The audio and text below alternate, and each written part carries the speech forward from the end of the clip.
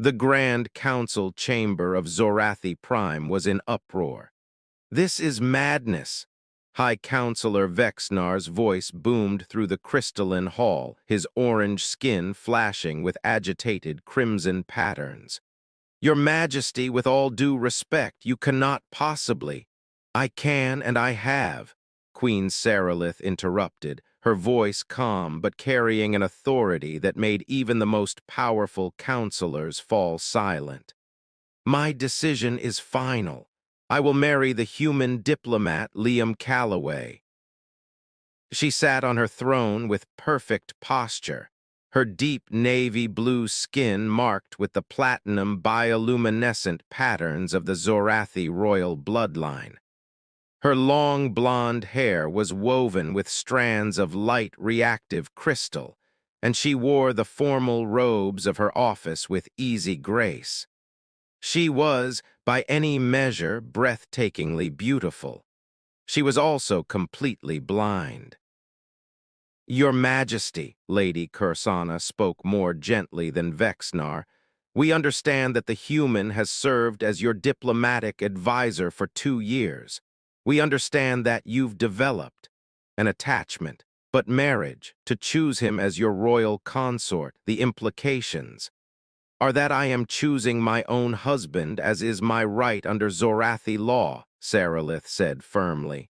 "Or have the laws changed since I ascended to the throne?" Uncomfortable silence. The laws hadn't changed. A ruling queen could choose her consort from any eligible individual regardless of species, rank, or origin. It was an ancient right rarely invoked but absolute. "But he's human," Vexnar said, as if that explained everything. "They're so fragile, so short-lived, and you cannot even see him, your Majesty. How can you possibly know that he's suitable?"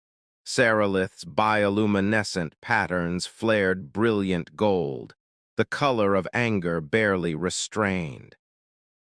"Counselor Vexnar, I suggest you think very carefully before finishing that sentence. Are you implying that my blindness makes me incapable of choosing my own husband?" "I would never," Vexnar backpedaled quickly. "Your Majesty, I merely meant. You meant that because I cannot see with my eyes, I cannot see at all," Saralith said coldly. "How disappointing. I had thought my counsel wiser than that." She stood, and every counselor rose with her, respect for her position overriding their objections. "Liam Calloway has served this court with dedication, intelligence, and integrity for 2 years. He has advised me through trade negotiations, diplomatic crises, and political intrigue. He has shown himself to be honest, compassionate, and brave. I know his character better than I know any of yours." Her voice softened slightly. "And yes, I have developed feelings for him. Feelings he has reciprocated with patience and respect, never once presuming on his position or my vulnerability." "Your Majesty," Lady Kursana tried again, "it's not his character we question, it's the practicalities, a human consort, the wedding night traditions, the expectations of—" She stopped, clearly uncomfortable. Saralith's expression was unreadable. "The wedding night will proceed according to Zorathi tradition, as will the public viewing." The council chamber erupted again. The public viewing was an ancient custom, not of the actual marriage consummation, but of the morning after, when the royal couple would appear before the court to confirm the marriage was complete and binding. It was a tradition designed to prevent political marriages from remaining unconsummated, to ensure that royal heirs were legitimate.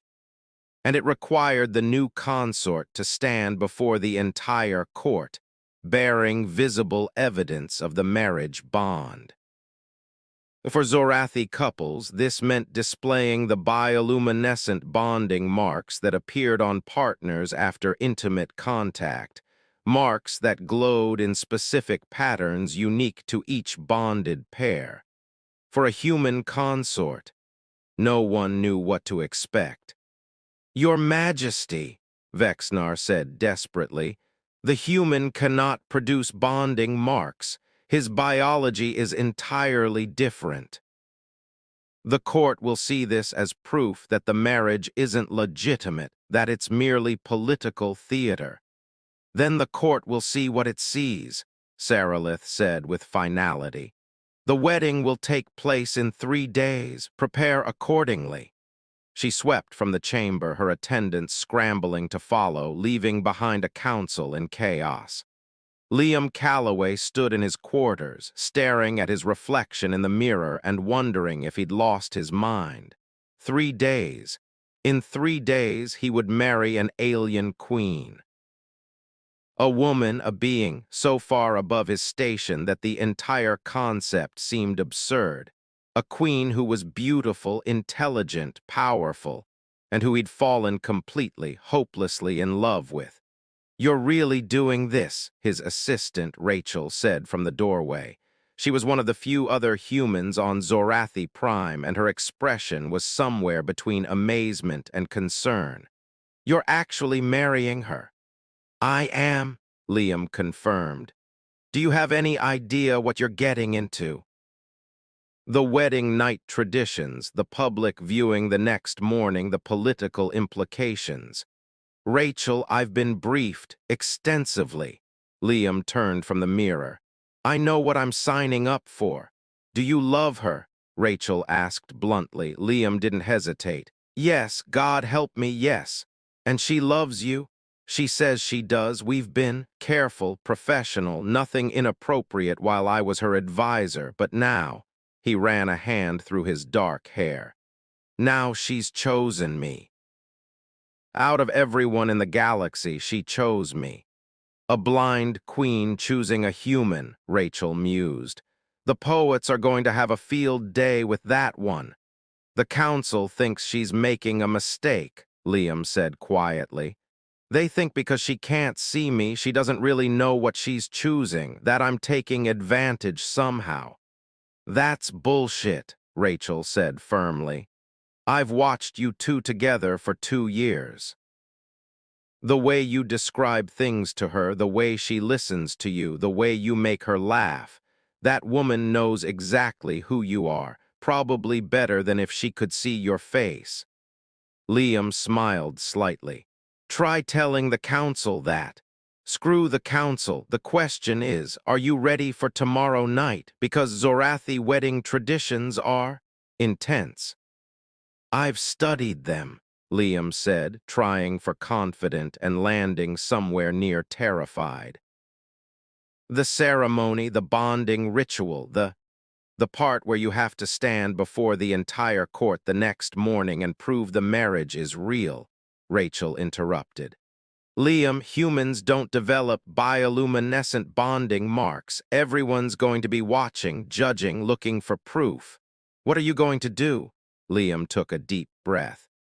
"I'm going to trust Sierra. She knows I'm human. She knows our biology is different. And she chose me anyway. That has to mean something." The wedding ceremony was a spectacle beyond anything Liam had imagined. The royal cathedral was a masterpiece of Zorathi architecture, living crystal that pulsed with bioluminescent light, creating patterns that shifted and flowed like aurora. Thousands of guests filled the space, representing dozens of species and hundreds of political factions. And at the altar, Queen Sarilith waited. She wore traditional wedding robes that seemed to be woven from starlight itself, her blonde hair unbound and cascading down her back, interwoven with crystals that chimed softly with her movements. Her bioluminescent patterns pulsed in the specific rhythm that indicated joy and anticipation. She couldn't see Liam approaching, but her head turned slightly, tracking the sound of his footsteps with perfect precision. When he reached the altar and took his place beside her, She smiled. "Liam," she said softly, too quiet for the crowd to hear. "You're here." "Did you think I'd run?" he whispered back. "No, but I would have understood if you had. This is overwhelming. You're worth it." Her smile widened, her patterns flaring brilliant gold. The high priestess began the ceremony, chanting in ancient Zorathi that Liam had studied but barely understood. The words washed over them, formal and beautiful, binding them in ways that transcended language. When the moment came for the vows, Sarilith turned to face him, her sightless eyes directed at where she knew his face would be. "Liam Calloway," she said, her voice carrying through the cathedral, "I choose you as my consort, my partner, my heart companion. I choose you not for what I see with my eyes, but for what I know with my soul. You are kind where others are cruel. You are honest where others deceive. You are brave where others flee. I choose you, and I will love you for all the days I am given." Liam felt his throat tighten. "Sarilith, Queen of the Zorathi," he replied, his voice rough with emotion. "I choose you as my wife, my partner, my heart companion. I choose you for your strength, your wisdom, your courage, and your grace. I choose you for who you are, not what you represent. I choose you, and I will love you for all the days I am given." The high priestess joined their hands, and Liam felt the electric warmth of Sarilith's skin against his. Her bioluminescent patterns pulsed brighter where they touched, responding to the contact. "By the ancient laws of Zorathi, by the bonds of heart and soul, I declare you joined," the high priestess intoned. "What is bound here cannot be sundered. What is joined here is eternal. May your union bring strength to the realm and joy to your hearts." The cathedral erupted in celebration, or at least most of it did. Liam could see pockets of the crowd where the applause was notably absent, where counselors and nobles exchanged skeptical glances. They were waiting for tomorrow, waiting to see if a human could truly bond with a Zorathi queen. The royal chambers were elegant beyond description, but Liam barely noticed the surroundings. His attention was entirely on Sarilith as her attendants removed her ceremonial robes, leaving her in simpler garments before they withdrew. When the doors closed, leaving them alone for the first time as husband and wife, Liam felt nervousness flood through him. "Sira," he began, "I should tell you that you're nervous." She smiled, moving toward him with the perfect confidence of someone who'd navigated these chambers in darkness for years. "That you're worried about the bonding marks, about what the court will say tomorrow. All of that, yes." She found him unerringly, her hands coming up to cup his face. Her touch was gentle, exploratory, her fingers tracing his features with careful attention. "Let me tell you what I know about you, Liam Calloway," she said softly. "I know you have a small scar above your left eyebrow. You told me it's from a childhood accident. I know your smile is crooked, slightly higher on the right side than the left, because I can hear it in your voice when you're amused. I know you're tall for a human, but still shorter than me because I've stood beside you 1,000 times and noted the angle of your voice." Her fingers traced down his neck, across his shoulders. "I know you're strong because you've caught me when I've stumbled. I know you're gentle because you've never once touched me without permission or hesitated to guide me when I needed it. I know your heart, Liam. I've known it for 2 years." "But the bonding marks," Liam started. "Will be what they will be," Sarilith interrupted. "Liam, do you love me?" "Yes, God, yes." "Then that's all that matters. Whatever happens tomorrow, we face it together." What happened that night in the privacy of the royal chambers was between husband and wife alone. But what was meant to be a private moment of bonding became something more, something that would shock the entire kingdom. The grand court assembled the next morning with an air of anticipation that bordered on hostility. Thousands of nobles, counselors, and dignitaries filled the chamber, all waiting for the traditional morning after appearance of the newly married royal couple. The whispers were constant, speculation running wild. The human cannot possibly have bonded with her. This will prove the marriage is a sham. Poor Queen Saralith, deceived by her own blindness. When the grand doors opened and Queen Saralith entered, the whispers stopped. She wore the traditional post-wedding robes, simple, elegant, designed to display the bonding marks that would have appeared on her skin.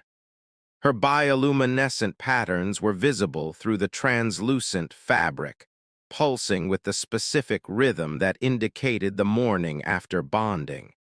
But it was what she wasn't wearing that caught everyone's attention. Her traditional veil.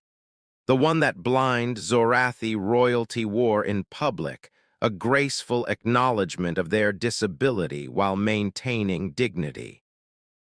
She entered without it, her sightless eyes open and unashamed, her head held high. And walking beside her, holding her hand with gentle confidence, was Liam Calloway.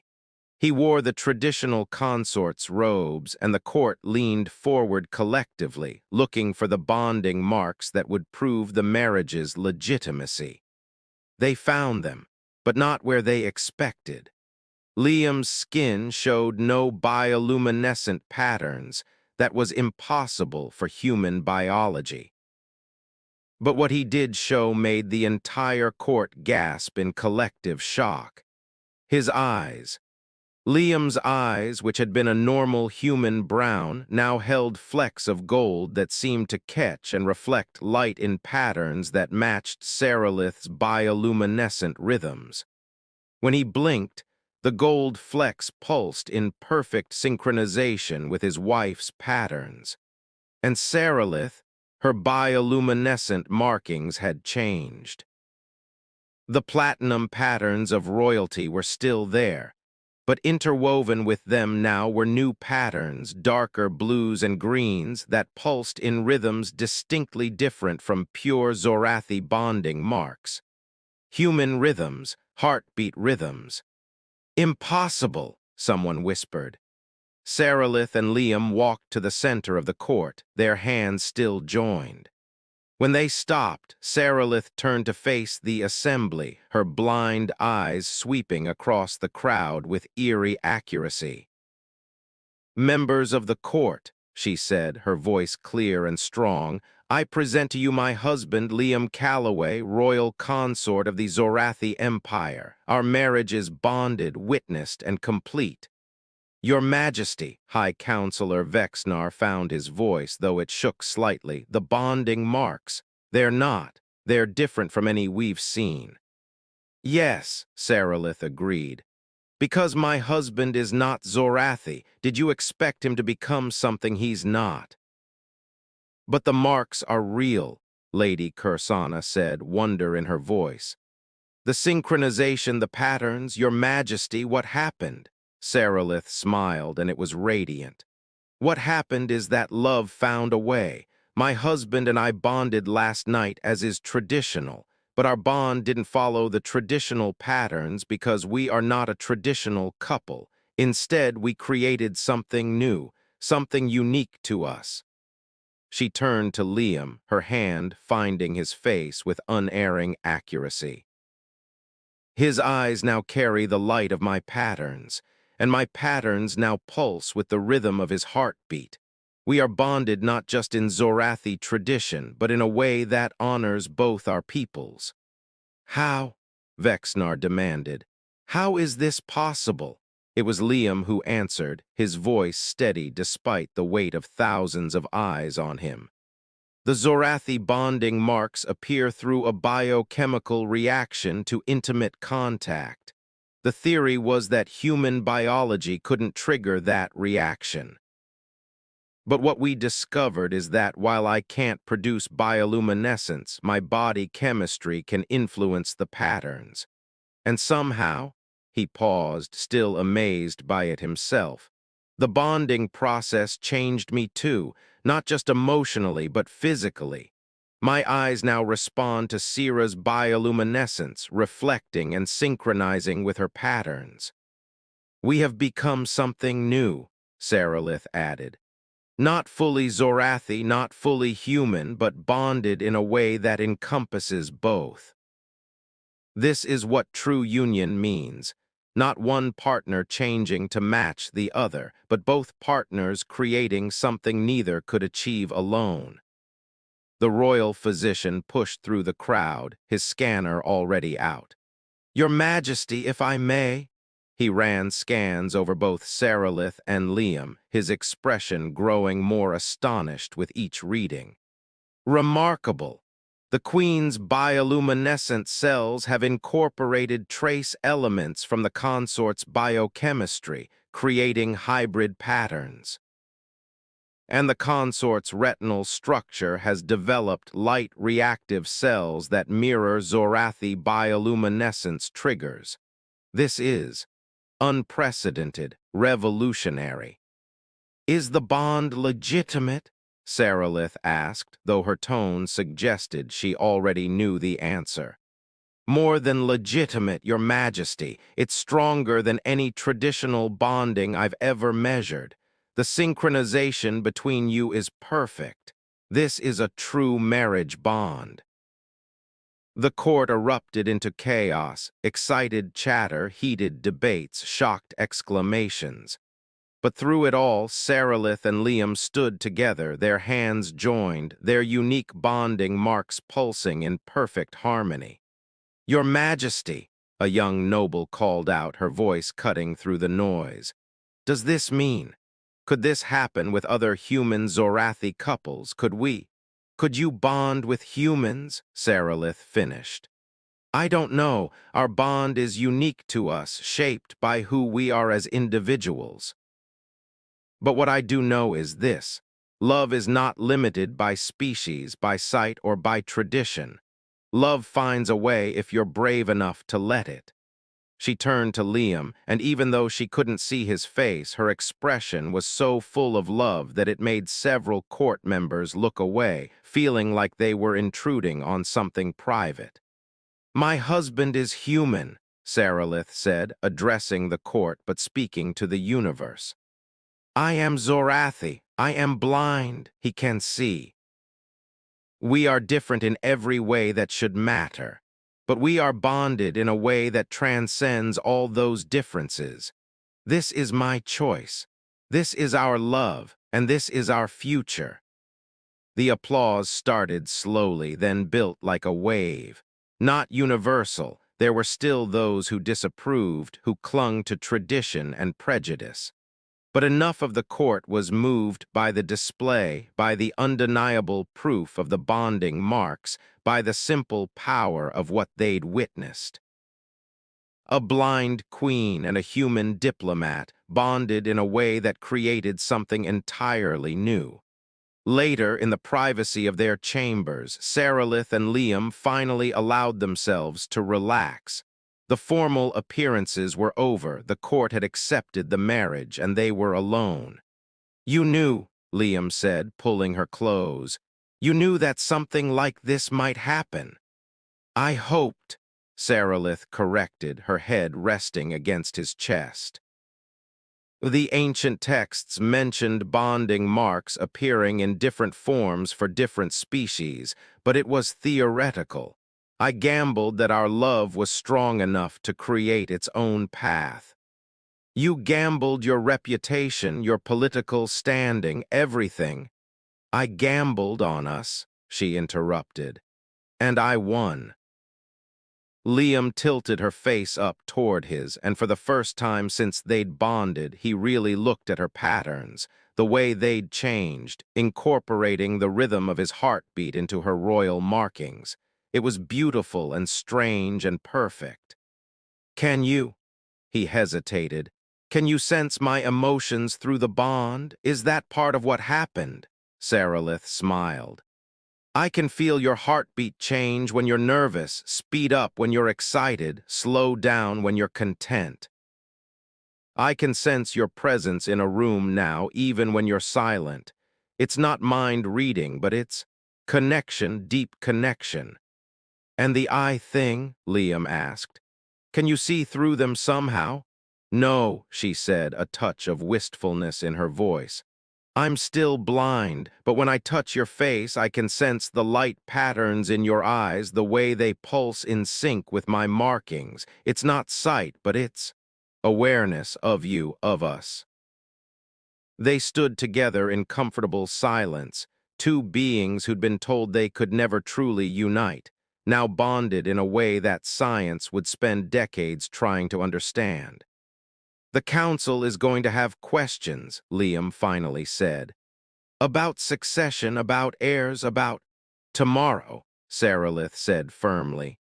Tonight we're just husband and wife. Tomorrow we can be queen and consort again. But tonight you're just Liam and I'm just Sira, and we're just two people who found each other against all odds. I love you, Liam whispered against her hair.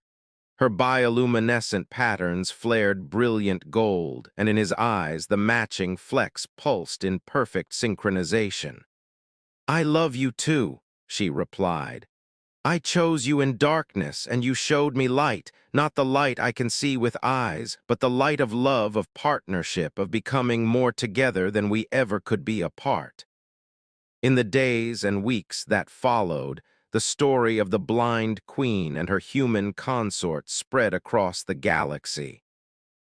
Scientists studied their bonding marks, trying to understand the mechanism. Poets wrote verses about love transcending sight and species. And gradually other couples, Zorathi and human and other species combinations, began to attempt their own bonds, hoping to create their own unique connections. Some succeeded, some failed, but all of them looked to Queen Sarilith and consort Liam as proof that love could indeed create miracles. The wedding night had shocked everyone.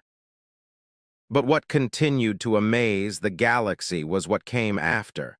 A marriage that grew stronger every day.